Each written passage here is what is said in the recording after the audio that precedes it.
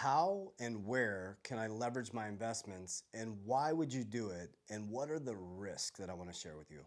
If you've worked with me in the Warrior Academy, I always talk about de-risking. What is the risk? Keep your investments safe. So I'm only going to speak from my paradigm on exactly how I do things, and I'm going to share with you a Bitcoin example, but I'm also going to share with you other ways you can leverage as well. So I'm going to give you two, actually three specific examples. One using my Bitcoin loan that I made to buy my insurance brokerage. Two was an example of using a margin loan on my dividends to pay off a higher interest rate debt.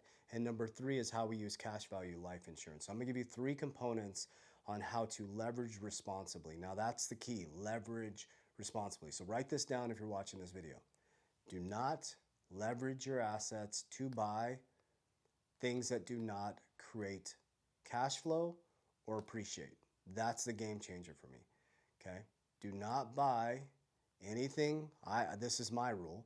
I do not leverage anything that doesn't create cash flow or that's going to appreciate, that will help me pay off the leverage. Okay, a lot of people get caught up in leverage because it's addicting. We're addicted to leverage. We're addicted to credit.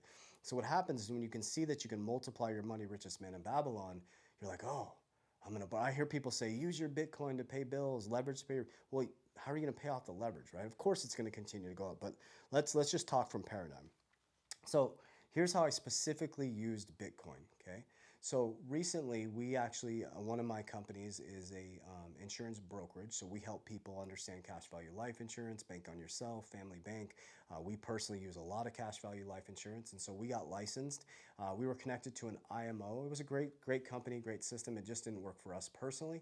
And so I actually wanted to be in first position. So I wanted to buy my own insurance brokerage. I created Freedom Insurance LLC. That's my own company. So now I'm in first position. I'm actually the owner of the company, okay? So in order to do that, I needed what? I needed cash flow, right? So in regards to business, it's always best to use what? OPM, other people's money. So what I did is I went to my Bitcoin, okay? And I borrowed against my Bitcoin. So I'm going to share with you where I did it. And I have no affiliation with them, but I use SALT, S like table salt, SALT. SALT gave me a 14% loan against my own asset, Bitcoin. Now what they're doing is they're giving me their cash. Remember, loans are tax-free. Okay, so I went to SALT, put some of my Bitcoin there, and they gave me 70% LTV, that's loan to value. Okay, so let's just make some simple numbers. So if somebody put $1 million there and they lend you 70% LTV, they would give you $700,000, right? Now there's a 14% interest on that $700,000. You're like, oh, shit, that's a lot of interest. But here's the thing, okay? So we did risk weighting, we took a look at it. What is the hurdle rate, okay? So they gave me a loan at 14%, okay? So I got cash from them. That's tax-free. because I never sold my Bitcoin. Okay, because loans are tax-free. So they gave me 14%, they gave me their cash, popped it into my bank account, okay? Now I had the money to go buy the firm. Okay, so now I had this cash in my bank account, we opened the firm, but now I have a 14% loan that I need to pay back to get my LTV back up to 100%. Okay, so now they're holding this is locked up, okay, I still own it, it's my asset, it's locked up. Now why is it locked up? Because it's a collateral for this cash right here. So now the key is we got to get that paid off. We want our Bitcoin back, right? So I can't sell this Bitcoin that's in collateral. Another important thing is I only take 25% leverage. That's a rule that I created on this asset side. Insurance is different, but this side, because it's so volatile, I only do 25% leverage, okay? So let me slow down a little bit. They gave me cash, went and bought the firm. Now, the only reason I did it through my Bitcoin at the 14%, I was going to get the liquidity very fast because we needed to do the move pretty quickly, is the firm, I already had a team generating income. We knew we could sustain it. I could also afford the payment. And our ecosystem, we have multiple different companies, could afford the payment just in case something happened. So key, we could afford the payment even if the firm wasn't making income.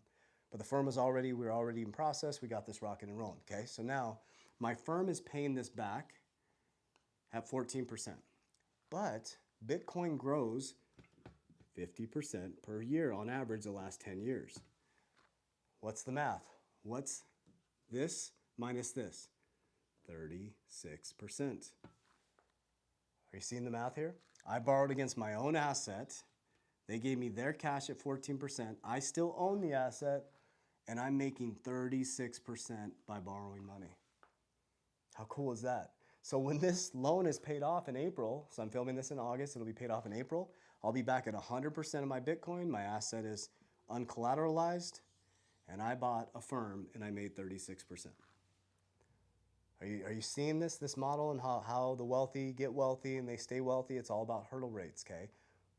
The working class and working poor use debt to become poor. We use debt to become wealthier. I took Bitcoin, I took it at 14%, no tax implications.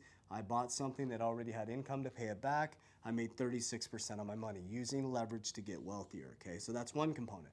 So let's write down the rules for me, please. I'm all about risk, protecting yourself. I only do 25% leverage on my crypto asset side, okay? Other places you can go to, again, I have no affiliation with these. That's Salt. I did that at Salt. You can do it on Coinbase now. You can get a Bitcoin loan in like 5 minutes.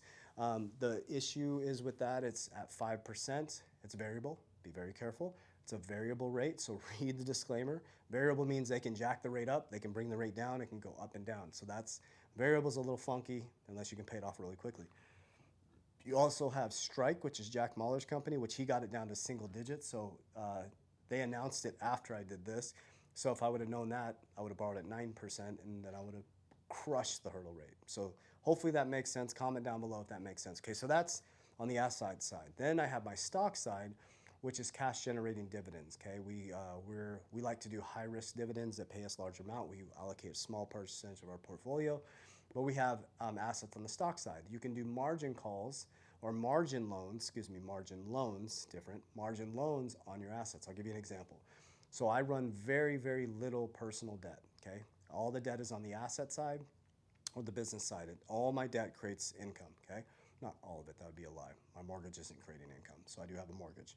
I don't have any personal cards or anything like that. All my credit cards are paid off. But when we went to Las Vegas for the Bitcoin conference, I was, paying for stuff, and we were putting stuff on business. There's a couple things I bought that were personal, and I ran my credit card up to $5,000. So this is just an example, okay? Ran a credit card up to $5,000. That credit card interest is at 19%, okay? On my dividend side, okay, I could take a margin loan at 5%.